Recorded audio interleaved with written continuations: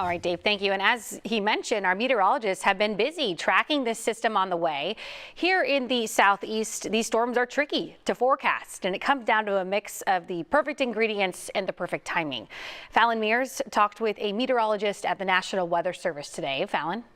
Yeah, Ashley, meteorologists are tracking wintry precipitation again this week after the cold rain that happened this past weekend. This time with freezing rain and sleet possible. Every winter storm has its challenges, especially here in the southeast, where and when that cold air meets precipitation. This is a large-scale system with an Arctic high-pressure system to the north and a low-pressure system to the south. The blue here indicating snow, the orange indicating ice, and the green shaded area is rain.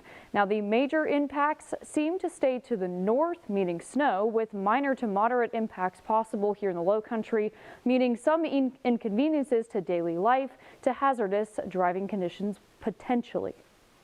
We're going to have precip ongoing as the cold air is arriving, and then there's going to be systems in place that are going to keep that precipitation continually to regenerate.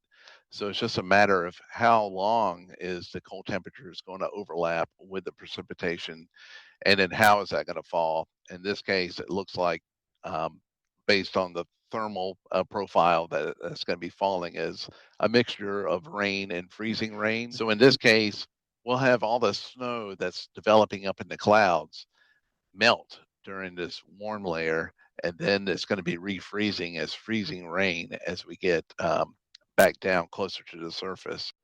Dixon says there is a lot of social media activity showing astronomical precipitation amounts, and that can instill fear and panic shopping.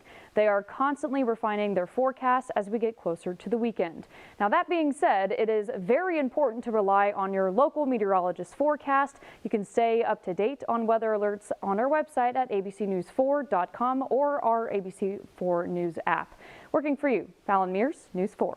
Our weather team is staying busy forecasting this wintry precipitation again this week after the cold rain that we had this past weekend. Well, here's the deal. In the southeast, these storms are tricky to forecast. Like Dave said, you need the perfect ingredients. You need the perfect timing. Yeah. He mentioned we do know freezing rain and sleet are possibly in the picture. Local meteorologists are saying that this is a large-scale system that reaches from Texas possibly into the northeast. It's huge. The major impacts seem to stay to the north with minor to moderate impacts possible. So we're talking about some inconveniences like hazardous driving conditions.